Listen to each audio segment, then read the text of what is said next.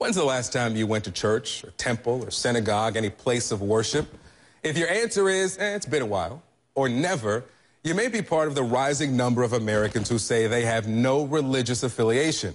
A new survey by Pew Forum on Religion and Public Life finds a whopping 33 million Americans now say they don't have a religion. That's 1 out of every 5 Americans.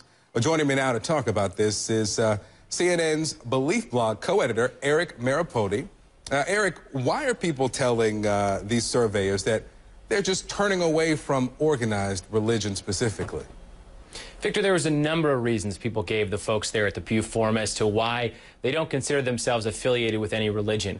One was maybe they weren't raised in a religious household and they never had the chance to become attached to a religion anyway. Another reason they gave was they weren't crazy about the way things were going. They were upset about the religion and they left. And another one was they were raised in a religious family but never really got engaged with the religion. Maybe they left for college and when they come back they come for services with their mom and dad, but otherwise they kind of leave it to their parents and have left the religion as they've moved on with their lives. We know now about why people are leaving, but what are we learning about who is leaving organized religion? Their age, any political affiliation? Yeah, there were some really interesting points brought up by the survey and the folks who put it together, was that an awful lot of the folks who left or say they have no religious preference are young, in particular those millennials. And frankly, when we look at millennials, those folks who are born around 1981 and sooner, who are around the ages of 18 to 22, 34% of those young millennials say they have no religious affiliation.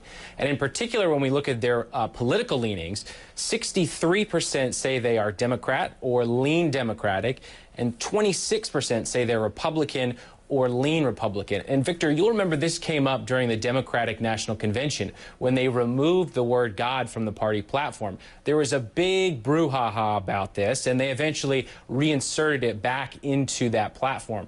But political scientists, one named John Green, who advised the Pew on this study, who's one of the preeminent scholars looking at religion and politics, he said Democrats would do well to play to this group and that they could be just as influential, the no religious preference folks, the secularists, the atheists, they could be just as influential as the religious right folks can be for the Republican Party. Yeah, taking God out of the party platform lasted for just a few hours, but we don't want people to believe that the folks who are walking away from organized religion are atheists, because they aren't. They're not a part of a religious or an organized religion, but they do believe in God apparently. What is the difference for them that we're learning from this survey? Yeah, this survey did show a big spike in the number of people who are atheists, particularly those who are younger saying they're atheist. And part of that is because there's been a culture shift. It's now okay to say you're an atheist, or it's okay to say you have no religious preference. But let me walk you through this. Of those people who said they have no religious preference, a full 68% of them still said they believed in God. That's a big number and an awful big percentage there. 68% said they still believed in God. So 37... Go ahead. Finish this, and I have a question about believing in God specifically. Sure. 37% of those folks said they were spiritual but not religious, something we hear an awful lot. And 20% of those folks said they pray every day.